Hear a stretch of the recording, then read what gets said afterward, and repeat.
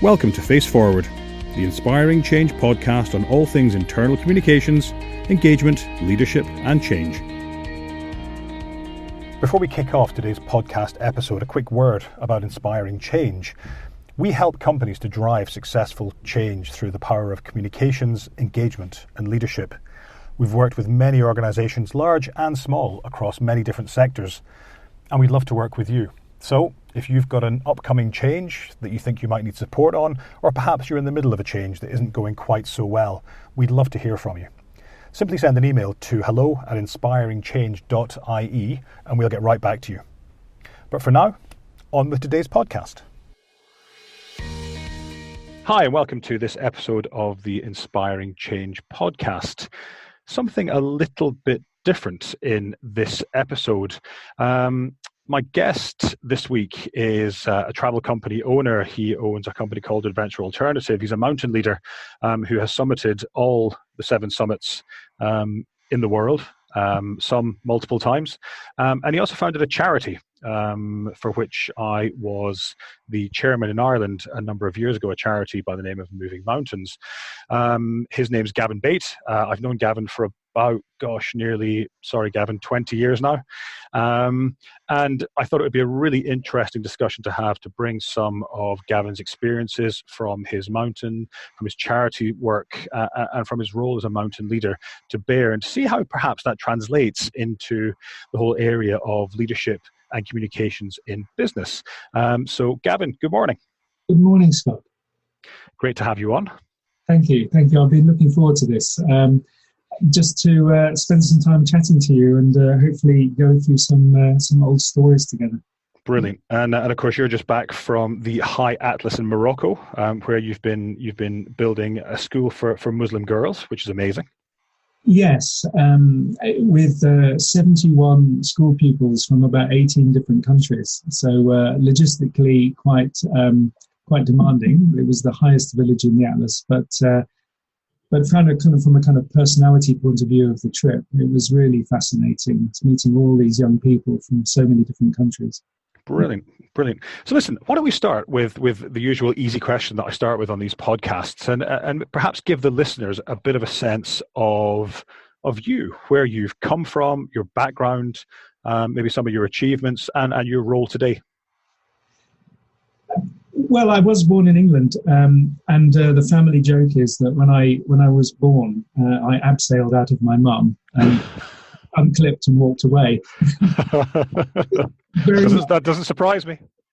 From a very young age, I was extremely independently minded and always kind of active in the outdoors and so on. And my father was a very unorthodox person. He was a real nonconformist, and he taught me from a very young age to really question things, to always question the orthodoxy. And I've taken that with me throughout my whole life. And his nonconformity, and my mum as well, led to them giving me the chance to leave home actually at 14 and grow up with family friends in Australia. So I spent my early teenagehood living in Western Australia, which was about as outdoorsy as you can get. Mm. And then after that, I came back and went to university in Belfast in Northern Ireland. And then literally the day after graduating, it was the day after, I hitched down to Piraeus in Greece. Mm-hmm. I got on board a ship and worked my way to China, and then hitched from China back to Ireland. And all that took about a year. And I came back to Ireland and there was no work. This was in the kind of late 80s, mid 80s. And I just thought, well, I just have to go away traveling again. And I had these tremendously itchy feet, which then took me on about 11 years of constant traveling, mostly in developing countries and mostly in Africa, India, Nepal, and a little bit of Southeast Asia.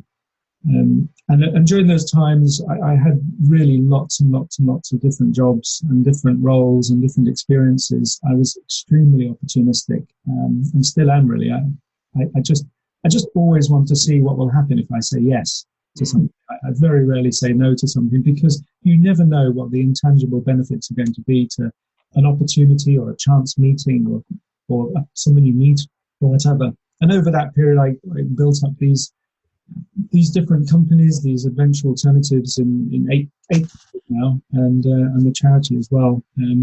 So lots and lots of different companies and organizations and charities and aid agencies that I worked for in my youth, and kind of all those strands kind of intertwined eventually to form, what I have now. And now I'm a father of two young children, and we live in a kind of idyllic forest down in southwest England, very much kind of off-grid, living off the land, I suppose. And I run my companies and the charity, and I spend a lot of time with my children. And I do a lot of work with leadership, and I do a lot of work with companies and business schools around the concept of leadership. And to me, it's just interesting that there is this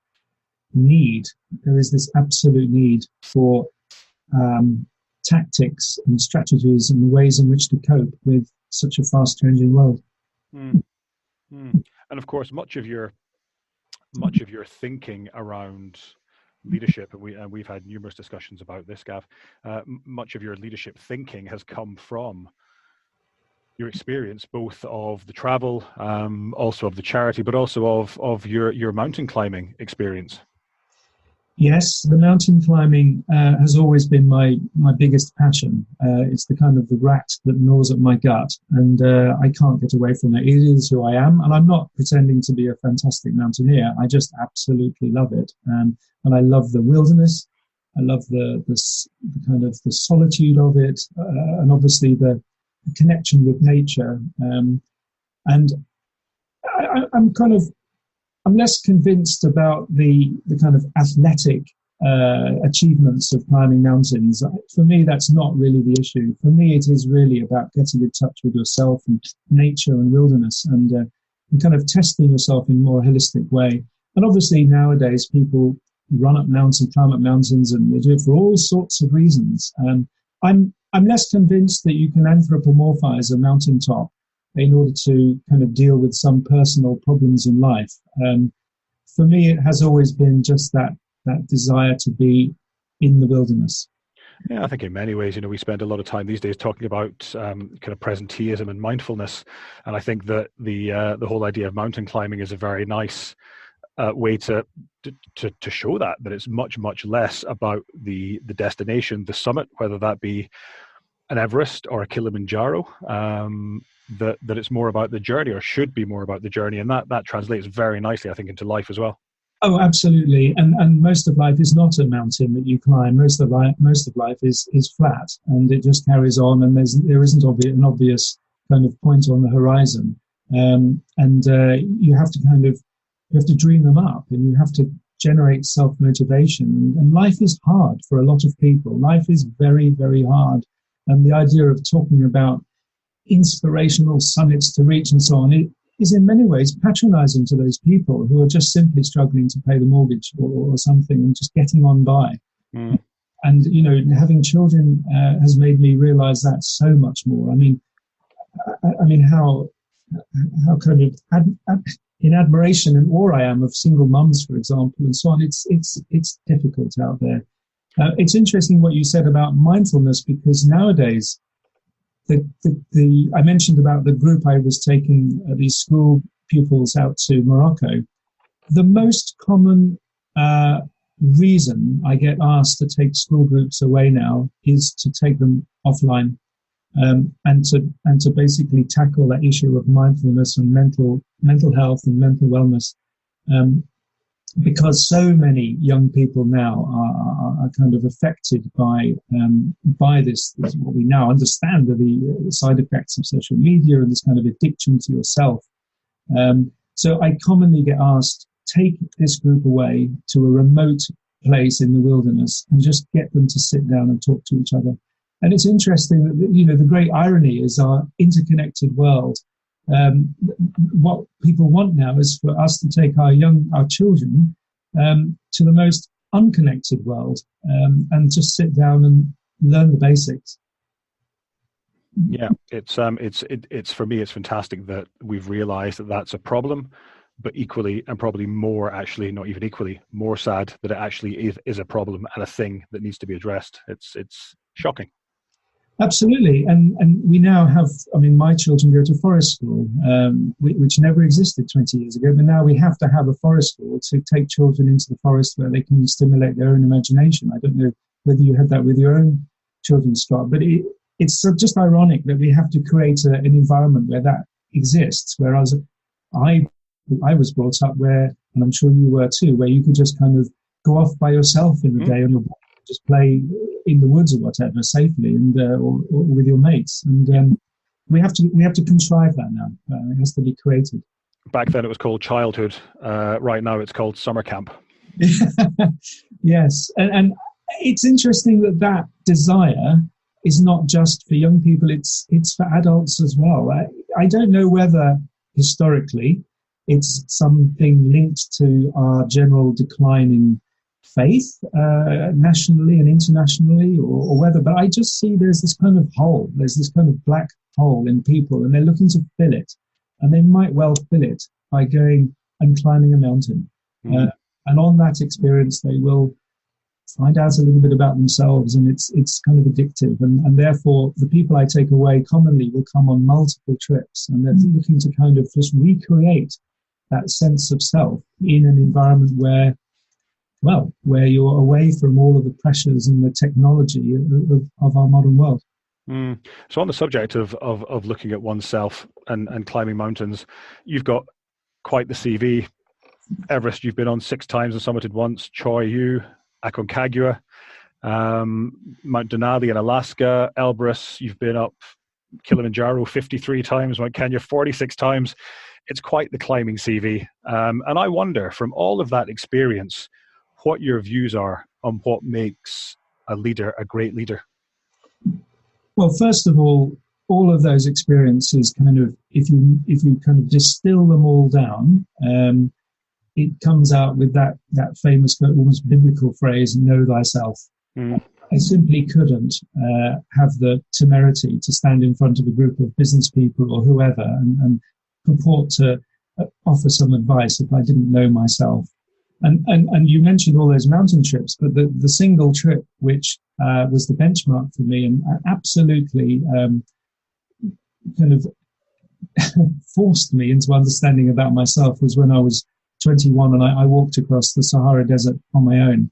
And that was 6 months and over 2,500 kilometers, pretty much completely by myself. And in that trip, I learned about the kind of the thin line between sanity and insanity.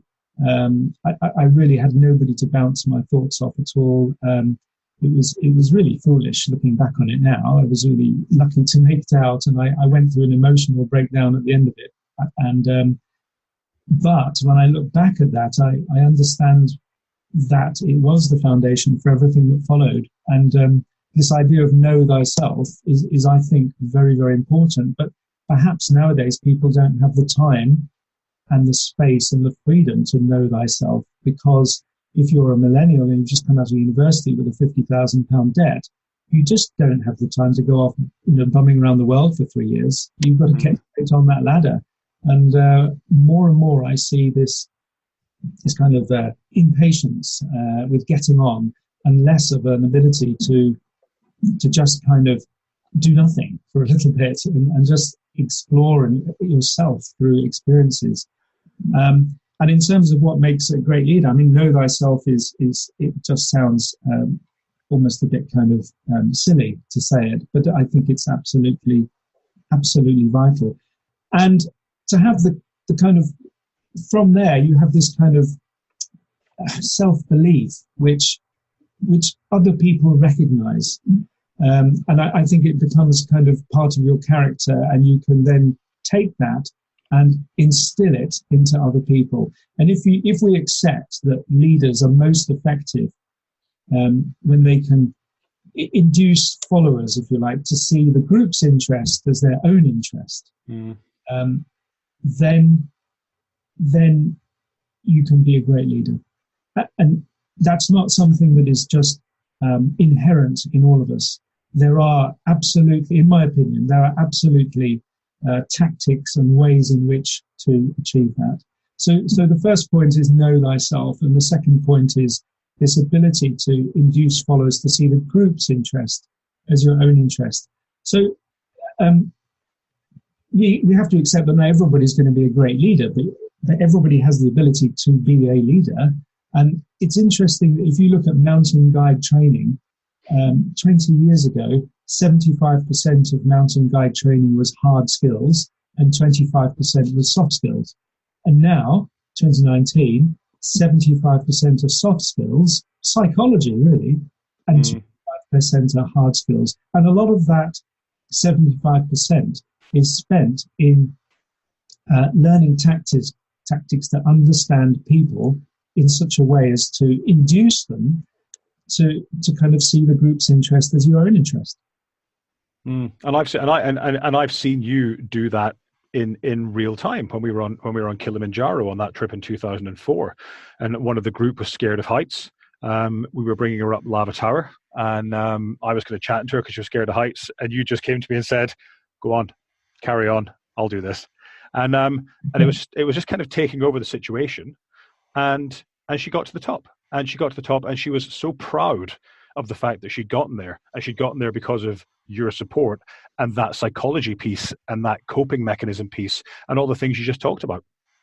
And in a mountain scenario, the added frisson to the whole dynamic is fear, which you don't necessarily have in the office, at least I hope not, for most people. But on a mountain or in a desert or in a jungle or whatever, on a trip, you have that added kind of aspect of fear. And for most people, overcoming fear it can be a really life-changing experience. It can really change people, and they can take that process of fear. The example you just given, for example, which was let's say a fear of heights, of vertigo. You could say that was a fear of doing something new. It was a fear of getting kind of beyond your comfort zone into something new and daring and challenging and ambitious. So you come out of that experience having completed it, you've done it, you look back at the mountain on the way to the airport with this kind of proud smile, a sense of kind of, almost now, you've become a new person. You look at it with different eyes. And you can take that knowledge and experience to something like the workplace, and you can apply a new motivation, a new sense of positivity. And obviously this idea in psychology that men generally overestimate their abilities, and women can underestimate their abilities. So on a mountain, on an expedition, you're really, as a leader, you're dealing with both those dynamics and both those psychologies. And ultimately, it boils kind of down to ego. And in the guide training that we do, a lot of it is about understanding ego and how ego plays a part in damaging teams or making them, and how those different aspects of kind of characteristics that men and women have can come together to create an optimal compromise. And guides talk about optimal compromises all the time. You're effectively dealing with this level of uncertainty, this kind of inevitable change that's going to happen in everything from the weather to the health of the group to all the kind of the assets and liabilities of an expedition are all constantly moving. And as a guide, as a leader, you've got to kind of look at that and draw from it an optimal compromise. And ultimately, that can mean managing egos. And therefore, I believe that as a leader, you have to divest yourself of that egocentricity. And we talk about transformational leadership, where instead of standing at the front of the group like some kind of autocratic leader, you position yourself in the middle of the group and you allow everybody else their moment of leadership. You give them their chance, and you step in where it's necessary, where you particularly have the skills and the knowledge to in my case, perhaps to save a life or to ensure that the group is safe. But in a work environment, to kind of give people their space. And unfortunately, most business models are really hierarchical. You have this kind of top-down model where, the CEO or the line manager or departmental manager, or whatever, is kind of psychologically primed to kind of give commands and orders. And people below, kind of middle management or whatever, they're kind of psychologically primed to just listen and never question. And I think that's inhibiting. Oh, I completely agree. And it doesn't allow you to get the most out of people. And actually what it does also is stop the business being the best business it could be, because it's holding people back. It's holding back ideas and thinking and input, because oftentimes people are too scared, or the culture or the business model just doesn't allow that stuff to bubble up, that really useful feedback. So I think that whole idea of planting yourself in the middle of a group, whether that be in a work setting or on the side of a mountain, is absolutely key. And I think that, certainly for me, and again, I've seen this on many trips that I've been with you on and others, it's almost the people at the front don't know they're leading. It's so natural that suddenly they're in charge and they don't really know they are. And that's powerful. And one of my jobs a long time ago was I used to teach cold weather survival skills to people in the TA in the army, and we went to Scotland and Norway and so on.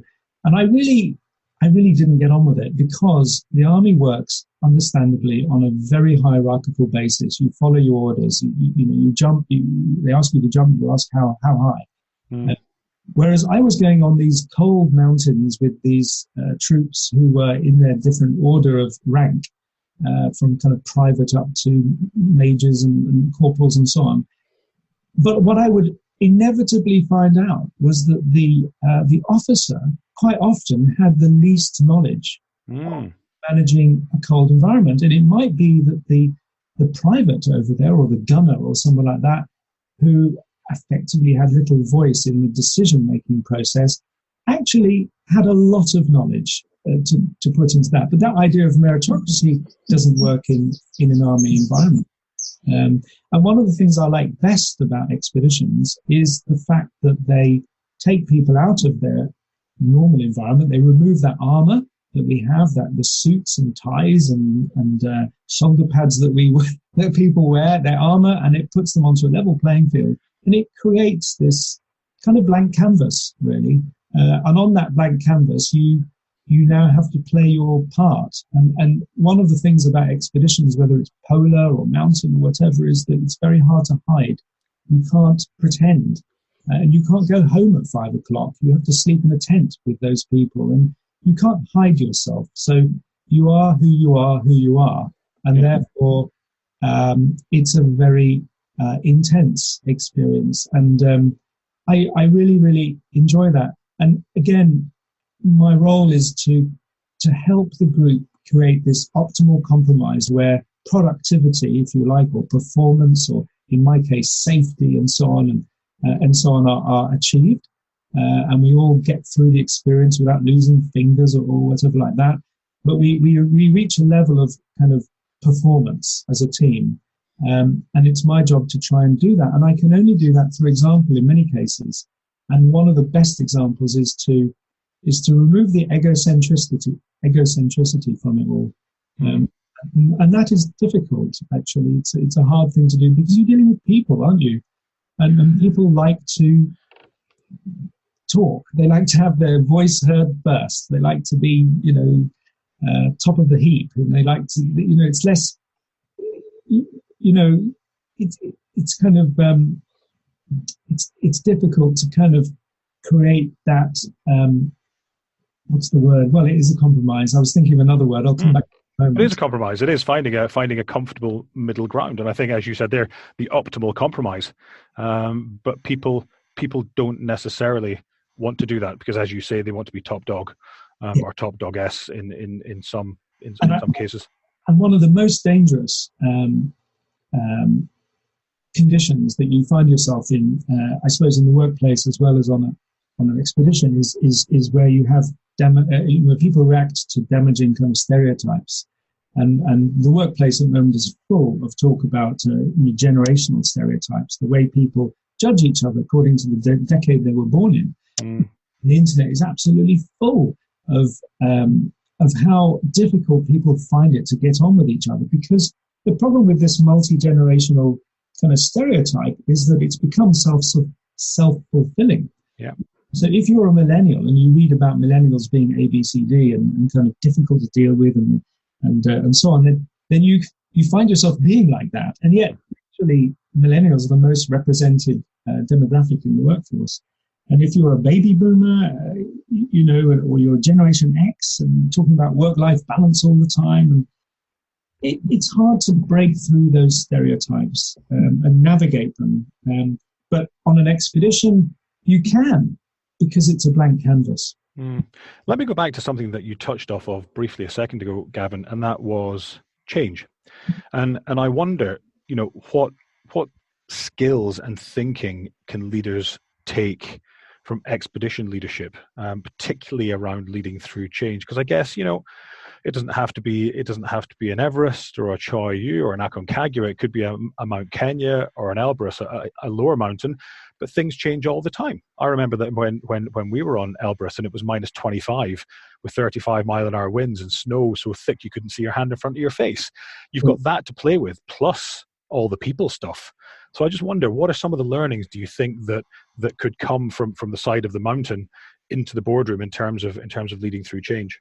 Yeah, it's a really good question, and I think that the skills that you're talking about on an expedition are becoming ever more relevant in today's world. And I'll give you a kind of comparison is between me and my brother.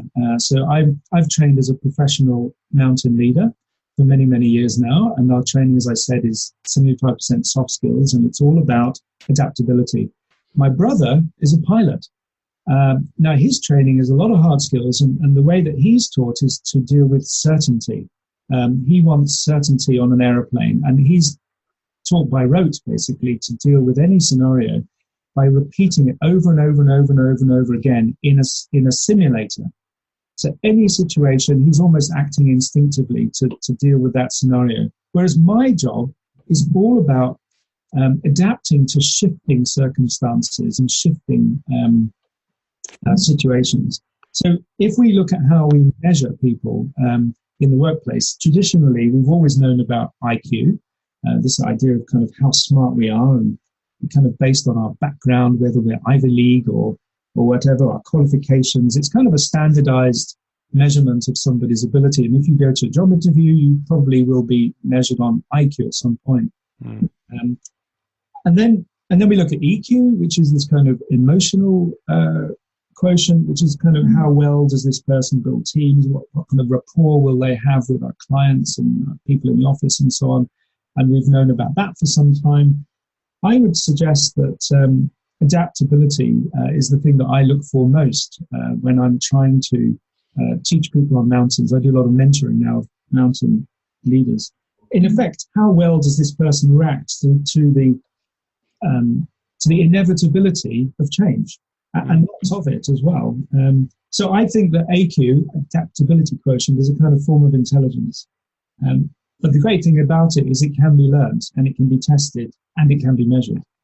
And I think it's useful for all of us. So that adaptability is, for me, the most fundamental quality that a mountain guide would look for, an expedition leader. And I think it transposes perfectly in today's workplace. And if you want, we can talk about how I kind of delve into that adaptability.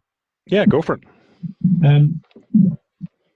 I suppose there are three things. I just noted them down here when I was thinking about talking with you today, Scott. And the first thing is that if you deal in what-if scenarios, then you're much more likely to be able to kind of force multiple versions of the future.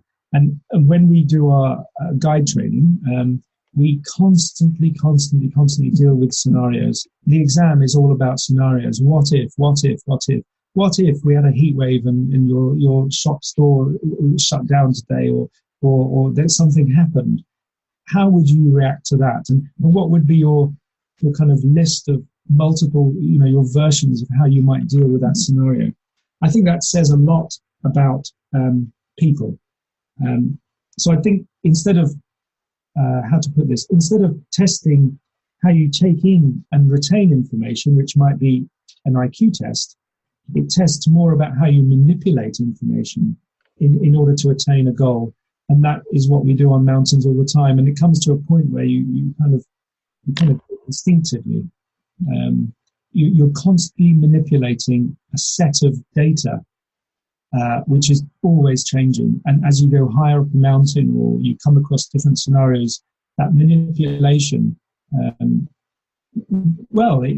could be the difference between life and death. I'm not being dramatic in saying that, but it could be that situation. So I did a couple of trips leading people to the North Pole, and that process of scenarios is something that I actually wrote down on a daily basis in my tent. I would sit down and I would write lists, and I would write pros and cons, and I would take all the data I had and I would look at it and I would say, what's my best action here in order to get us through the next day. And I think the other thing on the back of that is this idea of unlearning.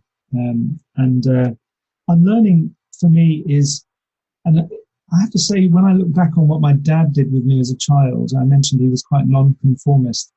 I kind of see what he was trying to do. He was teaching me to challenge what I already knew, and to kind of override that data with new information. And if you see, if you're too set in your ways and you take, what you know as being the default kind of way of doing things, instead of seeking to learn a bit more and kind of deliberately unlearning what you know, then I think it hinders that adaptability. Does that make sense? Completely, absolutely. And I think that, in the workplace, you so often hear, well, we tried that before and it didn't work. Or we'll keep doing it this way because this is the way we did it before and it was perfect. And actually, there's very little, I believe, adaptability and very little unlearning in the place of work generally. And there are definitely things that people could pick up and apply. Yeah, we talk in guide training, we talk a lot about these heuristic traps. Have you come across them? These kind of shortcuts that your brain takes physiologically in order to kind of get through our day. We take these little shortcuts with our brain. So if it's something that we're familiar with and we do time and time again, we'll just do it time and time again. And we won't think about that, because if we did, life would be a lot slower. We just do them because they're familiar. And on a mountain, we're taught to question that. So let me give you an example. And it was actually an example that led to a real tragedy in the Alps a couple of years ago, whereby a guide was taking a group on a route that he had done, hundreds of times before. It was quite a standard, normal route. It was the weather was good. Off he went. He went up the path. It avalanched, and they all died, all of them. What he'd forgotten in the heuristic trap was, I've done this loads of times, so it must be okay. The heuristic trap was he just did it. What he forgot was that the night before there'd been some snowfall, the snow was loaded, they triggered an avalanche, and they all died. And it's that kind of unlearning that I'm talking about, that you question everything, and you just seek to challenge what you already know, or what you presume you already know. And I think that pulls us back to that very first point you made right at the top of the podcast, which for me is something that I talk to people about on training courses, or I talk about when I'm running meetings, is that whole idea of self-awareness and knowing thyself. And that idea that actually sometimes I have to stop myself from falling into that trap, because when you take that example from the Alps and you translate that into the office, every time a project comes up and somebody says, oh yes, we did something similar to that last year, I'll just pull out the deck, I'll pull out the plan, and I shall just reapply. I'll just search and replace the date and then reapply the plan, reapply the approach, without stopping to think, exactly as you said, what's changed? What's happened? Are the people different? Is the scenario different? Is the context different? Is the language different? The organization has moved on a year. So what do we have to think about there? And for me, half the time, it's about actually stopping and thinking, what do we need to do differently? Is it right to do exactly the same thing again? And you know what? Maybe it is. And if it is, great. But maybe it isn't. And it probably isn't. So actually taking that time to stop and think and look and see, if there's been a bit of snow, will there be an avalanche? Or if the CEO has changed, is this approach still the best approach to get people on board? Is critical, absolutely critical. And that directly leads on to the last thing that I written down here when I was thinking about expeditions, is this kind of natural tension between exploration and exploitation. And I think we overvalue exploitation. And what I mean by that is that we become too focused on exploiting an already successful business model, so much so that you can't see around the corner and avoid potential change, which we accept is happening all the time now. So here we are kind of stuck in our ways, and we exploit what we know best, I suppose, just to keep the revenue coming in, just to keep everything, the status quo going. And we might be, for example, in a company where the finance team is just dealing with, monthly, your accounts every month, and just keeping revenue and the balance sheet right, and the clients and suppliers, that you're just keeping that going. It's just exploiting that model and all the way down the line, but forgetting that this previous success can actually become the enemy of your potential to adapt. And therefore, I would say that exploration is this kind of it's this position of constantly seeking and never falling in love with your wins, but positively seeking out what might kill you next. And that is, when I say kill you, I'm putting myself in a mountain or a polar environment. I'm never sitting complacently. I'm always saying, well, what's going to kill us? What's the next thing that's going to hurt us? How am I going to deal with that? And that mentality is something I've grown up with, but I often see that it doesn't exist in the workplace. And I think it translates beautifully into the workplace, because we keep milking the cow until the cow dies, and then we go, oh, hang on a minute, we need more cows. Well, there's no more cows. What do we do now? I don't know. And then the business goes under. There was a really interesting film that I watched yesterday about a Dutch chemical company whose name completely escapes me, but I'll put it up in the show notes. It was on YouTube. And basically when the CEO took it over, he realized that they were just doing intolerable, unbelievable damage to the planet. That they were not a sustainable company, that they weren't focusing in the right areas, that they weren't doing the right thing. And he basically completely turned all of that around. So they didn't keep doing the same thing to keep the share price up, to keep the shareholders happy, to keep the markets happy. He said, I'm going down a different path with this organization so that this company is here for tomorrow. So that this company is here and doing something good today so that it can be here tomorrow. And the share price dipped, and he was getting shouted at by shareholders at a shareholder meeting. And then one shareholder put their hand up and stood and said, sir, I completely believe in what you're doing, and I think you are absolutely doing the right thing.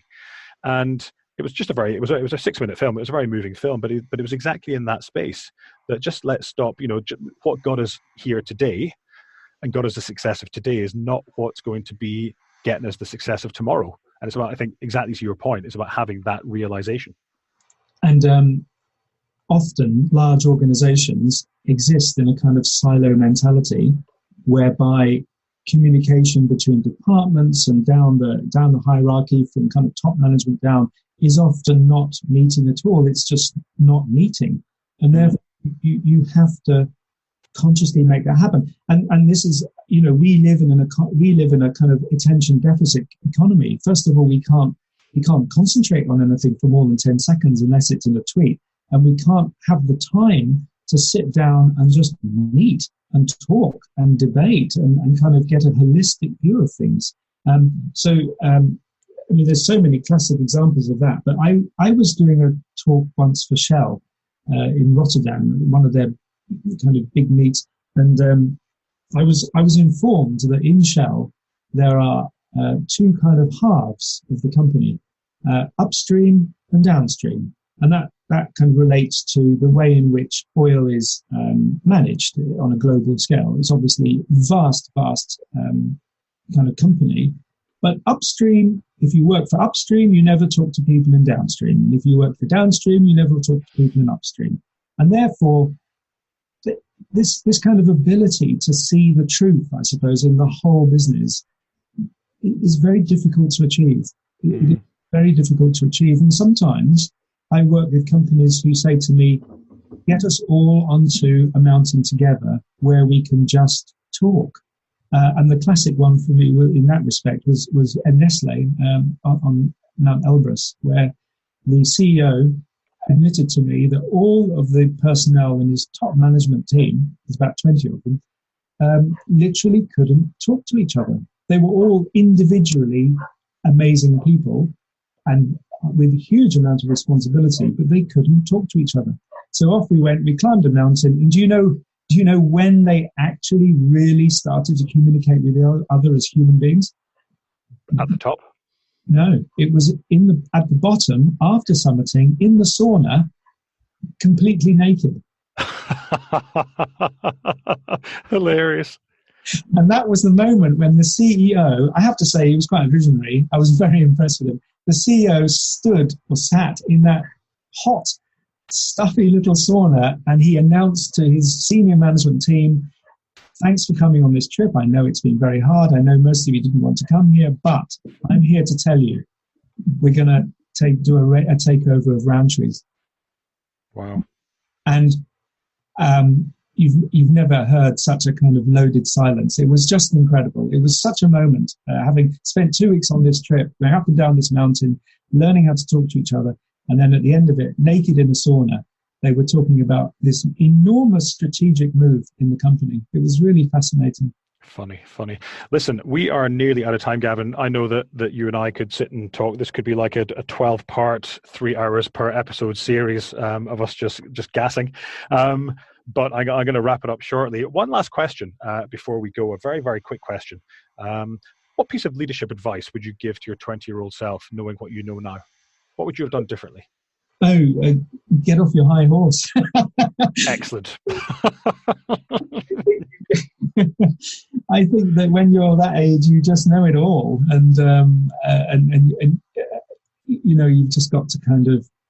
I mean, it's an impossible piece of advice because everybody does it in their 20s and then they change in their 30s, and you look back on yourself in your 20s and hold your head in shame and think, "Oh my God, what was I like?"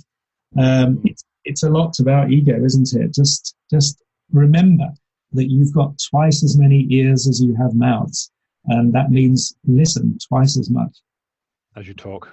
That's actually, some would suggest, Gavin, even to this day, that's advice that I could take. Well, not you, of course. It's actually what my dad used to say to me, and I realize now it was his way of saying, just shut up. Yeah, politely. But I remember him saying that to me, and it's funny how those little kind of nuggets of wisdom that your parents give you end up defining you as a person in many ways. And I remember him saying, listen, don't just talk, just listen, and you'll get there. And read a lot. Read a lot, as much as you can. But yes, I would say, and I would say in terms of kind of advice for people generally in the workplace, and I really see this all the time, and it's applicable to Expedition, is don't lower the goal, but raise the support. And give people that sense of aspiration, but raise the support and involve people.